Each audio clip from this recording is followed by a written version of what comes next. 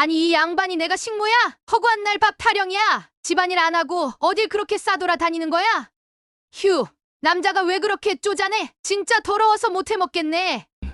구독자 여러분, 안녕하세요. 저는 늦은 나이에 한 여자를 만나 재혼을 하게 되었습니다. 다 늙어서 무슨 결혼이냐? 주변에서 전부 말렸지만 저는 행복한 나날을 기대하며 결혼을 강행했죠. 하지만 지금은 너무 괴로워서 죽고 싶습니다. 아직도 그날의 기억을 떠올리면 정말 치가 떨립니다. 오늘 제가 겪은 이야기를 여러분들께 들려드릴 테니 꼭 끝까지 듣고 많은 조언 부탁드립니다. 먼저 영상 시작하기 전 좋아요와 구독 부탁드립니다. 저는 인천에 살고 있는 73세 김성일이라고 합니다. 이렇게 유튜브를 통해 제 이야기를 나눌 수 있어 무척 감사한 마음입니다. 사실 저는 오래된 아픔과 현재의 고민을 안고 살고 있는데요. 오늘 그 이야기를 여러분과 나누고 싶습니다. 저는 20년 전 전처와 성격 차이로 이혼을 했습니다. 결혼 생활 동안 크고 작은 다툼이 많았고 결국 서로의 상처를 감당하지 못해 갈라서게 되었죠. 그렇게 홀로 된 저는 점점 나이를 먹으며 삶의 무게를 혼자 짊어지게 되었습니다. 처음엔 자유롭다는 생각에 홀로 사는 삶을 즐기기도 했지만 세월이 흐르면서 외로움이 저를 사로잡았습니다. 한밤중에 깨어있으면 집 안의 정적이 너무도 크게 느껴졌고 밥을 먹는 일조차 버거울 만큼 마음이 허전했는데 그러던 중 동네에 노래 교실이 있다는 얘기를 들었습니다. 늘 혼자 집에만 틀어박혀 있는 제게는 무언가 새로운 변화를 시도해보고 싶은 마음이 들더라고요. 그곳에서 사람들과 어울리며 조금이라도 활기를 되찾고 싶었습니다. 그렇게 저는 어느 날 용기를 내어 노래 교실을 찾아갔습니다. 노래 교실은 생각했던 것 이상으로 활기찼습니다. 60대부터 80대까지 다양한 연령대의 사람들이 모여 함께 노래하고 웃으며 시간을 보내고 있었죠. 처음엔 낯설기도 했지만 점차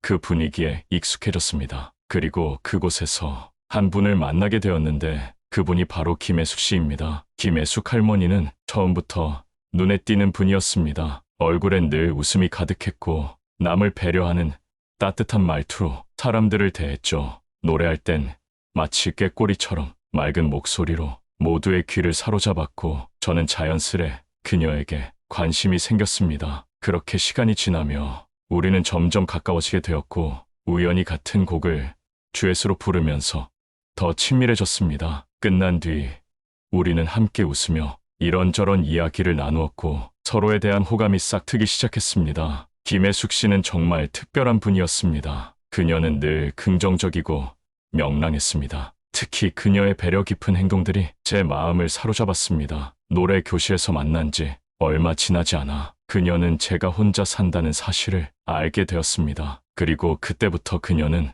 매일 도시락을 싸와 저를 챙겨주기 시작했습니다. 김혜숙 씨의 도시락은 단순한 음식 그 이상이었습니다. 그녀는 매번 정성껏 준비한 반찬과 함께 따뜻한 미소를 곁들여 도시락을 건네주었습니다. 성일 씨 혼자 계시니까 이런 거 드시기 어려우시죠? 제가 조금 준비해 봤어요. 그녀의 이런 말 한마디가 얼마나 고마웠는지 모릅니다. 그 따뜻한 도시락을 먹으면서 저는 오랜만에 누군가의 진심을 느꼈습니다. 뿐만 아니라 그녀는 작은 선물에도 큰 감사를 표현하는 소박한 사람이었습니다. 제가 우연히 동네 꽃집에서 사온 작은 꽃다발을 선물했을 때 그녀는 마치 세상에서 가장 큰 선물을 받은 듯 기뻐하며 고마움을 표현했습니다. 그리고 노래 교실에서는 항상 부지런히 교실을 정리하며 다른 사람들을 도왔습니다. 그녀의 이런 모습은 저를 깊이 감동하게 했습니다. 어느 날 그녀와 함께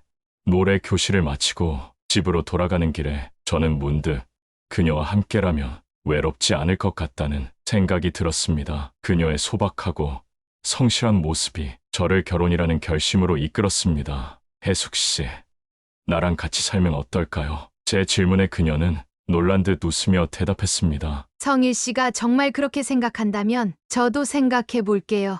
그 순간 제 마음엔 희망이 싹 트기 시작했습니다. 이 사실을 주변에 알렸을 때 주변의 반응은 냉담했습니다. 늙어서 무슨 결혼은 결혼이야. 너 분명 후회할걸. 아니 얼마나 만났다고 덜컥 결혼이야. 괜찮겠어? 너 이혼하기 전에 나보고 힘들다고 했던 거 벌써 잊은 거야? 한번 다시 생각해봐. 하지만 저는 이번에는 다를 거라고. 혜숙 씨는 정말 좋은 분이라고, 같이 살면 분명 행복할 거라고 말했습니다. 그렇게 우리는 주변에 만류에도 불구하고 결혼을 하게 되었습니다. 나이가 들었지만 우리 둘 모두 새로운 시작에 대한 설렘으로 가득 차 있었습니다. 결혼 후에도 우리는 매일같이 노래 교실에 다니며 함께 노래하고 웃으며 행복한 시간을 보냈습니다. 서로를 배려하고 작은 것에도 감사하며 보낸 날들이었습니다. 하지만 결혼 후 반년쯤 지나면서 상황이 점점 달라지기 시작했습니다. 항상 집에 돌아오면 따뜻한 미소로 여보, 고생했어요라며 저를 반겨주던 혜숙 씨가 이제는 소파에 누워 텔레비전만 바라보는 시간이 늘어났습니다. 처음엔 피곤해서 그런가 보다 생각했지만 점점 그녀의 태도는 차가워졌습니다. 어느 날 저는 하루 종일 아무것도 먹지 못해 허기진 상태로 집에 들어왔습니다. 그녀에게 여보, 저녁 좀 차려줄 수 있을까요? 라고 물었더니 그녀는 짜증난 목소리로 대답했습니다. 내가 식모야? 허구한 날 밥 타령이야. 배고프면 당신이 해먹어. 그러더니 방으로 들어가 문을 닫아 버렸습니다. 그날 저는 참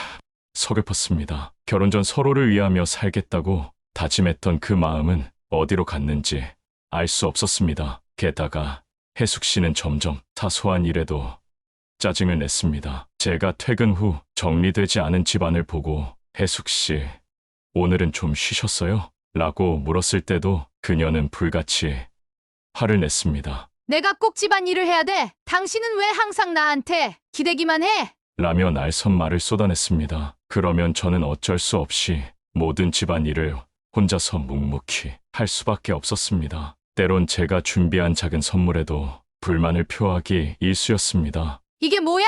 돈 좀 들여서 제대로 된 걸 사오지. 휴, 애도 아니고 이걸 어떻게 입어라고? 그녀의 태도는 점점 더 무례해지고 저는 그저 묵묵히 참고 지낼 수밖에 없었습니다. 결혼 생활이 이렇게 힘들어질 줄은 몰랐습니다. 그녀와의 행복했던 순간들은 점점 잊혀졌고 대신 그녀의 날선 말투와 불평들이 남았습니다. 그녀가 보여준 모습들은 제가 처음에 알던 김혜숙 씨와는 너무도 달랐습니다. 우리의 결혼 생활이 삐걱거리는 가운데 더 큰 문제가 나타났습니다. 혜숙 씨는 결혼 전에는 소박하고 검소한 모습을 보였지만 결혼 후에는 돈 문제로 저를 압박하기 시작했습니다. 처음에는 노래 교실 수업이나 소소한 용돈만 요구하였지만 점점 요구하는 금액이 커졌습니다. 성일 씨, 나 요즘 댄스 학원에 다니려고 해요. 건강도 챙길 겸 댄스도 배워두면 좋잖아요. 그녀는 밝은 얼굴로 말했지만 학원비가 만만치 않은 금액임을 알고 있던 저는 당황스러웠습니다. 그러나 그녀의 기대를 저버릴 수 없어 어쩔 수 없이 돈을 내주었습니다. 그런데 문제는 여기서 끝나지 않았습니다. 얼마 지나지 않아 혜숙 씨는 이번엔 골프를 배우겠다며 고가의 장비를 사달라고 요구했습니다. 이런 건 좋은 거 한번 사놓으면 오래 쓰는 거야. 남들도 다 하는데 나도 좀 할 수 있잖아. 이번에 사놓고 나중에 당신도 같이 하면 얼마나 좋아. 그녀의 말에 설득당하려고 했었지만 이미 경제적으로 부담을 느끼고 있던 저는 결국 거절했습니다. 그러자 그녀는 노골적으로 불만을 드러냈습니다. 에휴, 남자가 쪼잔하게 됐네. 더러워서 같이 살겠어? 에라이 내가 뭐 한다고. 다 늙어서 이런 남자랑 결혼해서. 그녀의 말에 저는 깊은 상처를 받았습니다. 혜숙 씨의 요구는 점점 더 심해졌습니다. 그녀는 집안일은 전혀 하지 않았고 돈을 요구하는 횟수는 날이 갈수록 늘어났습니다. 제가 하나뿐인 손주에게 용돈을 주려고 하면 그녀는 맨날 돈 없다더니 손주 줄 돈은 있나 보네. 손주가 용돈 없어서 굶는 것도 아닌데. 라며 간섭하기 시작했습니다. 마치 제 삶을 완전히 통제하려는 것처럼 느껴졌습니다. 이 모든 상황에도 저는 묵묵히 참았습니다. 늦은 나이에 주변의 만류를 무릅쓰고 결혼을 강행했기 때문에 이 결혼을 실패로 인정하고 싶지 않았습니다. 그러나 제 마음속엔 점점 더 깊은 허탈감과 좌절이 자리 잡기 시작했습니다. 그러던 어느 날 혜숙 씨가 친구를 만나러 간다며 외출했습니다. 집 안에만 갇혀 답답했던 저는 오랜만에 동네에 조용한 호프집을 찾았습니다. 그곳에서 오래된 친구를 만나 그동안 쌓였던 속 이야기를 털어놓게 되었습니다. 친구야, 나 결혼 괜히 했나 봐. 외로워서 결혼을 했는데 결혼하니까 더 외로워. 그때 네가 말렸을 때 결혼하지 말았어야 했는데 후회된다, 후회돼. 그러자 친구는 말했습니다. 야, 내가 뭐라 했어. 다 늙어서 결혼은 무슨 결혼이냐. 혼자 사는 게 제일 좋다니까. 친구의 말이 못내 가슴에 와닿습니다. 하지만 한편으로는 제 선택을 탓하는 것 같아 마음이 복잡했습니다. 그런데 그때 익숙한 목소리가 들려왔습니다. 한 무리의 일행이 가게에 들어와 한 테이블에 앉았고 가림막 너머에서 들려오는 목소리는 분명 혜숙 씨였습니다. 그녀는 친구들과 웃고 떠들며 이야기하고 있었습니다. 제가 밖으로 나왔다는 사실을 아내가 알게 되면 또 잔소리를 할 것이라는 생각에 들키지 않으려고 숨죽이고 있었습니다. 그때 가림막 너머로 그녀의 목소리가 들리기 시작했는데 그 말은 너무나도 충격적이어서 제 귀를 의심케 했습니다. 그 양반 돈 좀 있을 줄 알고 결혼했더니 완전 개털이야, 개털. 돈 좀 뜯어내려고 연기 좀 했더니 껌뻑 죽더라고. 솔직히 그냥 빨리 죽었으면 좋겠어. 냄새는 또 얼마나 나는지 알아? 한순간도 같이 못 있겠어.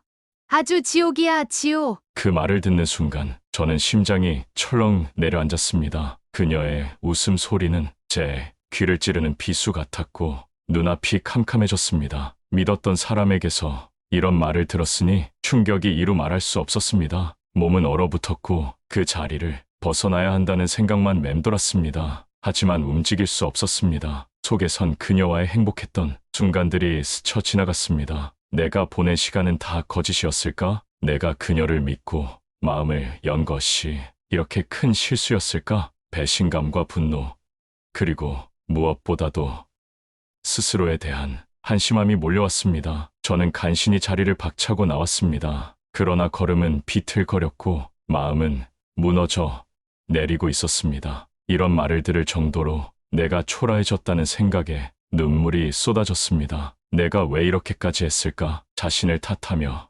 길을 걸었습니다. 그날의 상처는 제 마음에 지울 수 없는 흔적을 남겼습니다. 그 후 저는 지금까지 아내와 단 한마디도 하지 않고 지내고 있습니다. 그녀는 왜 그러냐며 말마다 닥달하지만 저는 아무 대답도 하지 않고 있습니다. 더 이상 그녀와 어떤 이야기를 나눈다 해도 저를 이해하거나 변화할 가능성은 없다는 걸 알기 때문입니다. 솔직히 말해 저는 이제 지쳤습니다. 이 결혼을 시작할 때 저는 누군가와 함께하면 외로움이 사라질 거라고 믿었습니다. 서로 기대고 위로하며 남은 삶을 따뜻하게 보낼 수 있을 거라고 생각했죠. 하지만 지금 돌아보면 이 결혼은 외로움에서 벗어나려는 제 잘못된 선택이 아니었을까 싶습니다. 아내와의 갈등은 단순히 성격 차이나 생활 방식의 문제를 넘어 신뢰와 존중이 완전히 무너진 관계로 변해버렸습니다. 저는 그녀의 말과 행동 하나하나가 점점 더 큰 상처로 다가오고